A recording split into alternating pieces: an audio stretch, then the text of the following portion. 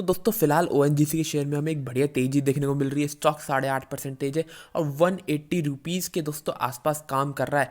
दोस्तों जो crude oil में तेजी देखने को मिल रही है, क्रूड ऑयल करीब आपका $130 हो चुका है। उसकी वजह से हमें एक ओएनजीसी के शेयर में बढ़िया तेजी देखने को मिल रही है। और क्रूड ऑयल के दोस्तों दाम क्यों बढ़ते जा रहे हैं? क्योंकि रशिया एक बड़ा सप्लायर है और यूक्रेन भी एक बड़ा सप्लायर है। लेकिन दोस्तों जो यूरोप है और यूएस है वो सोच रहा है कि हम रशिया के जो ऑयल और गैस है उस पर हम बैन लगा दें किसी भी इंपोर्ट पे, जिसकी वजह से दोस्तों यूरोप में होता है कि दोस्तों ऑयल के चक्कर में, ऑयल और गैस के लेते हुए सप्लाई में हमें थोड़ी बहुत दिक्कत देखने को मिले, और जिस चक्कर में दोस्तों गैस और ऑयल के दामों में हमें आग लगते हुए देखने को मिल रही है। अच्छी खासी हमें जंप देखने को मिल रही है।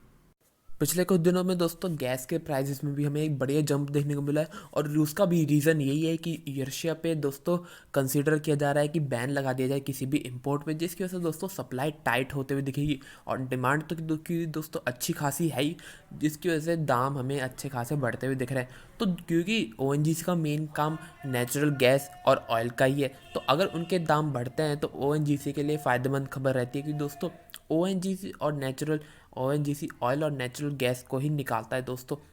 और जितना जितना उसके दाम बढ़ेंगे, ऑयल ओएनजीसी के रियलाइजेशन, ओएनजीसी के प्रॉफिट्स हमें दोस्तों उतने ही बढ़ते हुए दिखेंगे। अब दोस्तों बात करें कि क्रूड ऑयल के दाम जितने बढ़ेंगे उससे ओएनजीसी के शेयर को कितना फ़ायदा हो सकता है दोस्तों। तो दोस्तों प्रॉफिट तो अच्छा खासा बढ़ के आएंगे, लेकिन अगर हम ओएनजीसी का स्टॉक प्राइस देखें कि कैसे, अगर जब दोस्तों क्रूड ऑयल 2008 में दोस्तों $150 हो गया था इंटरनेशनल मार्केट में, तो जब स्टॉक प्राइस ओएनजीसी का कहाँ पहुँच गया था, तो दोस्तों जैसा आप अपनी स्क्रीन पे देख पा रहे होंगे, मैंने मल्टी ईयर चार्ट खोल लिया है ओएनजीसी का। तो दोस्तों जैसा आप देख पा रहे होंगे करीब करीब स्टॉक $200 के आसपास चला गया था। जो 2008 में दोस्तों फाइनेंशियल क्राइसिस आया था उसके आसपास ओएनजीसी का दाम $200 के आसपास हो गया था, और क्रूड ऑयल का दाम दोस्तों जब $150 तक चला गया था, तो $150 पे स्टॉक आपका $200 तो आ ही गया था। फिर दोस्तों 2014-15 में वो जो क्रूड ऑयल के दाम थे दोस्तों में एक बढ़िया तेज़ी देखने को मिली थी, उनमें जंप देखने को मिला था जब वो $100 हो गए थे। अगर फाइनेंशियल ईयर के जो आपका फाइनेंशियल क्राइसिस आया था 2008 में, उसके कंपैरिजन में देखें तो क्रूड ऑयल के दाम दोस्तों $100 ही गए थे, जबकि 2008 में वो गए थे 150-150 डॉलर। तो $100 जाने पर भी 2014 में दोस्तों ओएनजीसी का भाव करीब करीब ₹300 चला गया था दोस्तों। चार्ट में ये सही से नहीं दिखा पा रहा है, 278 दिख रहा होगा आपको, लेकिन ₹300 के आसपास चला गया था 2014-15 के आसपास, जब क्रूड ऑयल के दाम $100 थे। तो कहीं ना कहीं दोस्तों क्रूड ऑयल के दाम अभी $130 चल रहे हैं, तो जो 2014 में हाई था ₹300 के आसपास, उससे ऊपर भी क्रूड ऑयल के दाम जा चुके हैं, जो कि दोस्तों इंडिकेट करता है कि यहाँ से अभी भी स्टॉक में तेज़ी बन सकती है। अगर हम स्टॉक का दोस्तों हिस्ट्री देखें कि पिछले 10-20 सालों में स्टॉक ने कैसे कम परफॉर्म किया है क्रूड ऑयल के कंपैरिजन में। और दोस्तों नेचुरल गैस के दामों की बात करें तो दोस्तों उनमें भी अच्छी खासी हमें बढ़ोतरी देखने को मिल रही है। $5 MMBTU दोस्तों अभी भाव चल रहा है आपका नेचुरल गैस का। और गवर्नमेंट ने दोस्तों पिछले साल के अक्टूबर में जो प्राइसेस अपडेट किए थे उसमें $3 तक ही अपडेट हुए थे, और दोस्तों उसके बाद जो नेचुरल गैस के दाम है उनमें हमें अच्छा खासा मोमेंटम देखने को मिला है। और अब दोस्तों 1 अप्रैल को फिर से गवर्नमेंट प्राइसेस चेंज करेगी, उनका टाइम पीरियड आएगा चेंज करने का, जिस टाइम गवर्नमेंट की कमेटी जो है दोस्तों वो नेचुरल गैस के दामों को रिव्यू करेगी और फिर उन्हें चेंज करेगी। और उम्मीद है कि उस मीटिंग में भी दोस्तों जो नेचुरल गैस के दाम है वो अपवर्ड रिवाइजन हो सकता है, यानी जो $3 के आसपास छोड़े गए थे, $3 के आसपास सेट किए गए थे पिछली मीटिंग में जो कि 1 अक्टूबर को थी, अब दोस्तों हो सकता है कि 1 अप्रैल को, हर 6 महीने में दोस्तों ये चेंज किए जाते हैं। अगर मैं आपको बता दूँ तो जो 1 अप्रैल को मीटिंग होगी उसमें लगता है कि फिर से दोस्तों चेंज होंगे और ऊपर किए जाएंगे दाम, जिससे दोस्तों ओएनजीसी को बहुत ज़्यादा फ़ायदा होगा। तो अगले 1 महीने में दोस्तों एक तो क्रूड ऑयल के दाम अच्छे खासे बढ़े हुए हैं, और 1 महीने बाद दोस्तों इवेंट है आपका नेचुरल गैस में का, जिसमें गवर्नमेंट की तरफ से प्राइस अपडेट किया जा सकता है। अगर प्राइस अपडेट होता है तो वो डोमेस्टिक प्राइजेस होते हैं दोस्तों, इंडिया की गवर्नमेंट सेट करती है, तो जब वो प्राइस अपडेट होंगे तो वो ओएनजीसी के लिए फ़ायदेमंद खबर होगी। तो दोस्तों दोनों तरफ से जो आपका नेचुरल गैस है और ऑयल है दोनों ही तरफ से हमें एक पॉजिटिव न्यूज़ देखने को मिल रही है ONGC के शेयर के लिए। और दोस्तों वैसे उनमें काफ़ी जो ऑयल और नेचुरल गैस है उनमें हमें एक अच्छी खासी बढ़ोतरी देखने को मिल रही थी पिछले कुछ दिनों में, लेकिन ONGC ज़्यादा रिएक्ट नहीं कर रहा था। लेकिन आज हमें एक बढ़िया सा रिएक्शन देखने को मिल रहा है पॉजिटिव, जहाँ मार्केट आपकी डाउन है 2-3%। ONGC का शेयर करीब करीब अब 9% तेज हो चुका है।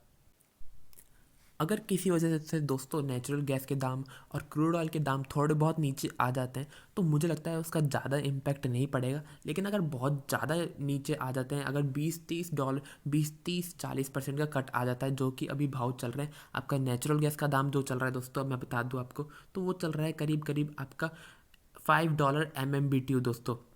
तो अगर यहाँ से नीचे आ जाते हैं और जो आपका आपका क्रूड ऑयल का दाम चल रहा है वो चल रहा है दोस्तों आपका $130, तो अगर यहाँ से एक बहुत ज़्यादा बड़ा कट आता है तो फिर वो कहीं ना कहीं दोस्तों एक वॉचफुल इवेंट रहेगा। उसके बाद स्टॉक को फिर से एनालाइज करना ज़रूरी हो जाएगा।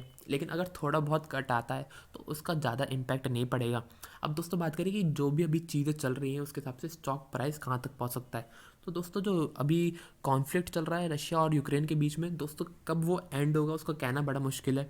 और चांस यहाँ से लगता है कि रशिया और आपका यूएस कुछ बैन लगा सकता है ऑयल और गैस का जो रशिया से इंपोर्ट होते हैं। तो उन सब चीज़ों को चलते हुए अगर चीज़ें इंटैक्ट रहती है, प्राइजेस आपके अच्छे खासे चलते रहते हैं क्रूड ऑयल के और नेचुरल गैस के, तो वो ONGC के शेयर के लिए एक अच्छी पॉजिटिव न्यूज़ होगी। और दोस्तों बात करें स्टॉक के लिए कि यहाँ कौन सा रेजिस्टेंस, क्या टारगेट लेके चलना चाहिए आपको, तो जो पहला रेजिस्टेंस है स्टॉक के लिए दोस्तों वो है करीब 180 रुपये से लेके 185 तक। इस रेंज में आके हो सकता है कि स्टॉक थोड़ा बहुत सेलिंग प्रेशर देखे, क्योंकि दोस्तों पिछले कुछ सालों में जो स्टॉक का चार्ट पैटर्न रहा है उसमें यहाँ पे स्टॉक ने काफ़ी बार सेलिंग प्रेशर देखा है, यहाँ पे एक रेजिस्टेंस देखा है, और ये एक थोड़ा थोड़ा साइकोलॉजिकल लेवल भी रहता है। और दोस्तों अगर किसी वजह से इस रेंज को स्टॉक पार कर लेता है और अच्छी खासी बाइंग रहती है स्टॉक में, तो दोस्तों अगला जो एक रेजिस्टेंस रेंज हो सकती है स्टॉक के लिए वो रहेगी दोस्तों आपकी 230 रुपये की। 230 रुपये का आप टारगेट लेके चल सकते हैं अगर स्टॉक जो 180 से 185 की जो रेंज है उसे पार कर लेता है, उसमें उसके ऊपर अच्छी तरह टिक जाता है। और स्टॉक के लिए जो दोस्तों एक फ़िलहाल सपोर्ट की तरह काम करेगा वो रहेगा करीब करीब 165 रुपये की रेंज। अगर किसी वजह से स्टॉक यहाँ पे आ जाता है तो ये सपोर्ट की तरह काम कर सकता है और यहाँ पे हमें एक बाइंग इंटरेस्ट अच्छा खासा सब बनते हुए दिख सकता है जो स्टॉक को सपोर्ट करे। वरना फ़िलहाल दोस्तों जो भी चीज़ें चल रही हैं उसकी वजह से स्टॉक में एक अच्छा खासा मोमेंटम देखने को मिल रहा है, एक पॉजिटिव सेंटीमेंट बना हुआ है स्टॉक के अराउंड। दोस्तों मैं यहाँ पे एक बात और ऐड करना चाहूँगा। अभी फ़िलहाल हमने जो ऑयल और नेचुरल गैस के दाम चल रहे हैं हमने उन्हीं को एनालाइज़ किया है। लेकिन जो रशिया और यूक्रेन के बीच में कॉन्फ्लिक्ट चल रहा है उसकी वजह से जो दोस्तों ऑयल ONGC का आपका इंटरनेशनल बिजनेस है, जो इंडिया से बाहर बिजनेस है, उस पर कितना इम्पैक्ट आएगा वो एनालाइज़ करना ज़रूरी रहेगा, और वो हमने फ़िलहाल अभी एनालाइज़ नहीं किया है। फ़िलहाल दोस्तों ये वीडियो यहीं तक थी। अगर आपको वीडियो अच्छी लगे तो लाइक ज़रूर कीजिएगा, चैनल को ज़रूर सब्सक्राइब कर लीजिए ताकि आपको अपडेट्स मिलते रहे। धन्यवाद।